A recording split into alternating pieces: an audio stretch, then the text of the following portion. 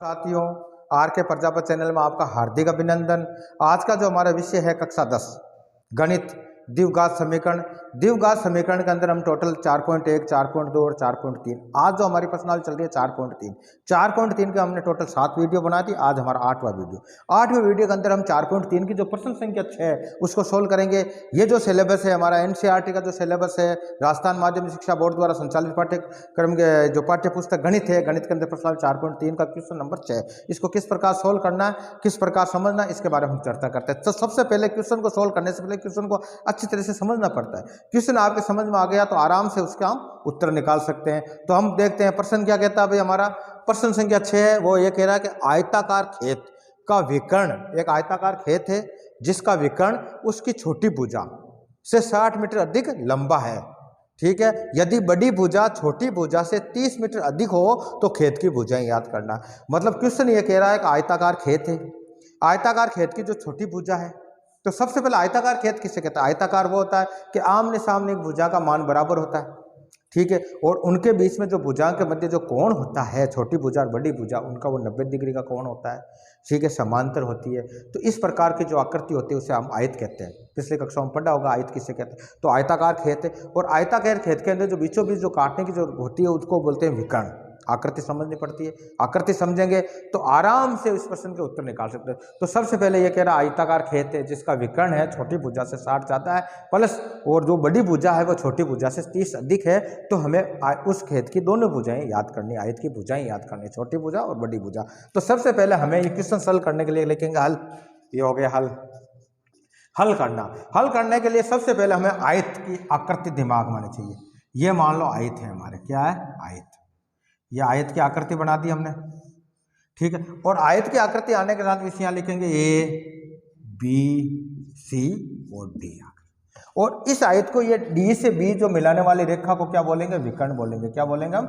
विकर्ण बोलेंगे। इसको बोलेंगे विकर्ण। ये हो गया विकर्ण।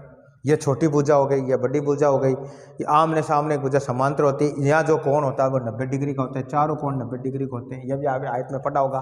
ठीक है, तो इस प्रकार की आकृति लेते हैं। अब इस आकृति के अंदर ये कह रहा है कि आयताकार खेत की विकर्ण उसकी छोटी भुजा से 60 मीटर अधिक कहते हैं। तो छोटी भुजा ये हो गई, ये एडी क्या है? x है।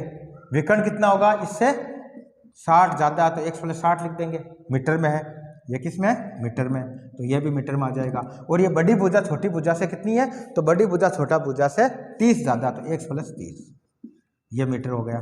ठीक है, तो इस प्रकार अब x है कितना? ये x होगा। ये x + 30 है तो x + 30 होगा। और विकर्ण जो एडी है वो x + 60 है। तो इस प्रकार की जो आकृति का खेत है उस खेत की ये भुजा निकालनी, x निकालनी है, और ये छोटी भुजा और बड़ी भुजा निकालनी है। तो इसको सॉल्व करने से सबसे पहले हम क्या लिखेंगे? माना कि आयताकार खेत, कौन सा खेत है? आयताकार। आयताकार खेत कौन सा है? ए बी सी डी, ये आयताकार खेत। आयताकार खेत की छोटी भुजा क्या लिखेंगे हम? छोटी भुजा। तो छोटी भुजा क्या मानी हमने भाई? x मानी, ये x मान ली। x मीटर है तो मीटर लिख दिया हमने। अब x है तो इसका विकर्ण कितना होगा? तो इसलिए इसका विकर्ण कितना होगा? विकर्ण को क्या बोला हमने? B D. ये हो गया b और d। बी डी कितना आएगा कि x + 60 मीटर। x + 60 मीटर हो गया बी डी। अब बी डी आ गए तो प्रश्न का अनुसार क्या है? तो इसकी बड़ी भुजा क्या होगी? इसलिए इसकी बड़ी भुजा, तो बड़ी भुजा कितनी होगी भाई? बड़ी भुजा होगी x + 30 मीटर। ये हो गया, प्रश्न का अनुसार हमने लिख लिया भाई ये चीज। अब ये चीज देखने के बाद में एक चीज आपको नोट करनी है। जब आयत की बात होती है, इस आयत को अगर इस साइड की जगह को हम भूल जाते हैं तो एक त्रिभुज बन जाता है। क्या बन जाता है? त्रिभुज। त्रिभुज कौन सा बनता है कि ए बी और डी। एबीडी एक त्रिभुज है जिसके अंदर एबीडी एक त्रिभुज है, और इस त्रिभुज के अंदर इस कोण कितने का? ए कितने का? 90 का कोण है। तो अगर पाइथागोरस की प्रमेय की बात करेंगे तो किस प्रकार लिखेंगे? अगर इसको कोण की बात करेंगे तो कोण ए कितना है? इसमें 90 डिग्री है। इस एबीडी त्रिभुज के अंदर कोण ये कितने का? 90 डिग्री का। और जब 90 डिग्री का कोण होता है तो पाइथागोरस प्रमेय का नियम लागू होता है। कौन सा होता है? पाइथागोरस प्रमेय। पाइथागोरस प्रमेय क्या कहता है कि कोई भी समकोण त्रिभुज है और समकोण बनाने वाली भुजाओं का वर्ग वर्गों का योग उसके जो कर्ण है उस कर्ण के वर्ग के बराबर होता है। ये कौन कहता है? पाइथागोरस प्रमेय। तो कहने का तात्पर्य ये हुआ है कि इसकी दो समकोण बनाने वाली भुजाएं कौन कौन सी है? AB और AD। इन दोनों का वर्गों का योग इस BD के वर्ग के बराबर होता है। तो इसके अनुसार क्या होता है? क्या लिखेंगे हम कि AB का स्क्वायर प्लस AD का स्क्वायर बराबर किसके बराबर है? BD के स्क्वायर के बराबर होता है। ये कौन कहता है? पाइथागोरस प्रमेय के अनुसार। तो इस त्रिभुज के आयत के अंदर क्या होता है? समकोण त्रिभुज हो गया। ये त्रिभुज की बात करते हैं। इस त्रिभुज में x का मान निकालना है और x का मान हम आराम से निकाल सकते। तो हम कब पढ़ेंगे? अब पाइथागोरस प्रमेय। पाइथागोरस प्रमेय के अनुसार ये समीकरण प्राप्त होता है। अब इसमें इसकी वैल्यू रखते हैं। तो AB की वैल्यू कितनी आई भाई? देखो AB कितना हमारे यहाँ? AB, ये सबसे बड़ी भुजा कौन सी? ये AB है। AB कितना? x + 30। तो हम लिखेंगे x + 30 का होल स्क्वायर प्लस AD कितना है? AD ये रहा इसकी छोटी भुजा कौन सी? AD। छोटी भुजा कौन सी है? A और D। AD बराबर क्या है? x है। तो AD का मान हमने रख दिया x, इसका स्क्वायर प्लस BD कितना है? ये हमने BD लिखा था, इसका विकर्ण। BD कितना है? x + 60। तो हम लिखेंगे बराबर x + 60। ये हमारे समीकरण बन गया। और इस समीकरण के अंदर आपको पता हो, अगर इस प्रकार के x + 30 से a + b का होल स्क्वायर का आपने गुणनखंड पढ़ा होगा। हम लिखते हैं a + b का होल स्क्वायर। तो इस प्रकार का अगर गुणनखंड होगा तो उसको किस प्रकार लिखते हैं? अगर प्लस माइनस हो तो 4 कोष्ठक वाले गुणनखंड होते हैं, प्लस माइनस ये इस प्रकार 8वीं क्लास में पढ़ा होगा। इसकी फिर वैल्यू निकालते हैं, यहाँ a लिखते हैं, यहाँ b लिखते हैं, यहाँ a होता है, यहाँ b होता है। Total a square plus minus 2ab + b square सर्व समीकरण होते हैं। इसका हमें प्रयोग यहाँ लेना है। आराम से इसकी वैल्यू निकाल देंगे। तो x + 30 का होल स्क्वायर है, x + 60 का होल स्क्वायर है। तो इसके किस प्रकार सोल्व करते हैं? देखो आप, तो इसमें देखो आप एक ब्रैकेट बना दो 4 कोष्ठक वाले, एक ये प्लस माइनस, प्लस है तो प्लस लगा दो, ये ब्रैकेट हो गया। वैल्यू कितनी है? x² यहाँ रख दिया। अब इसका भी ब्रैकेट बन गया। सरल करने के लिए ये गुणनखंड का हम प्रयोग लेते हैं। अब इसमें इसकी वैल्यू रखो, यहाँ आएगा x, यहाँ 30 है तो यहाँ 30 आएगा। यहाँ कितना है? जो यहाँ आया वो यहाँ लिखना है और जो आया वो इसको यहाँ लिखना है। इसमें ऐसे देखो ये x आ जाएगा, यहाँ x आ जाएगा, ये 60 है तो 60 यहाँ, ये 60 यहाँ। आगे यहाँ तक समझ। अब इसको सोल्व करते हैं। x का होल स्क्वायर के बराबर क्या होता है? x² होता है। अब इन्हों आपस में गुणा करना, 2 को x से गुणा किया 2x तो 60, 30 से गुणा किया तो 60x हो गया। अब 30 को 30 से गुणा करेंगे तो कितना आएंगे? 900 आएंगे।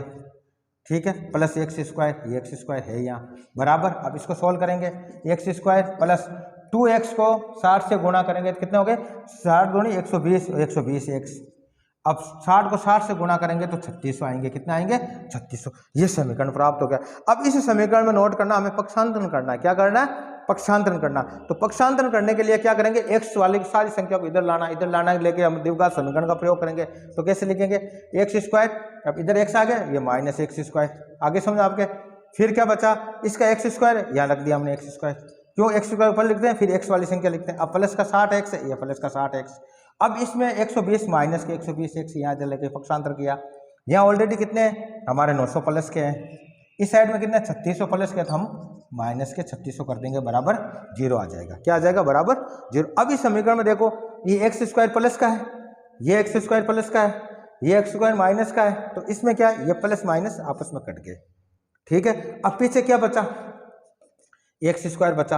अब ये 60 है प्लस के x और 120 है माइनस के, तो प्लस माइनस माइनस होते हैं, कितने माइनस के बच जाएंगे? माइनस के 60x बच गए। इधर देखो आप, 900 प्लस के 3600 माइनस के, तो प्लस माइनस माइनस हुए तो कितने हो गए? 3600 में से 900 गए तो पीछे रह गए 2700। अब 2700 प्लस के रहेंगे, माइनस के, क्यों? ज्यादा संख्या किसके? माइनस के, तो माइनस के 2700 बराबर 0। अब ये जो समीकरण प्राप्त हुआ इसको बोलते हैं द्विघात समीकरण। क्या बोलते हैं? द्विघात समीकरण। और जब द्विघात समीकरण प्राप्त हो जाता है तो आराम से हम उसके मूल्य निकाल सकते हैं। अब इस समीकरण को हमें यहाँ रखना है। ठीक है, ये रखो आप। क्या लिखेंगे हम?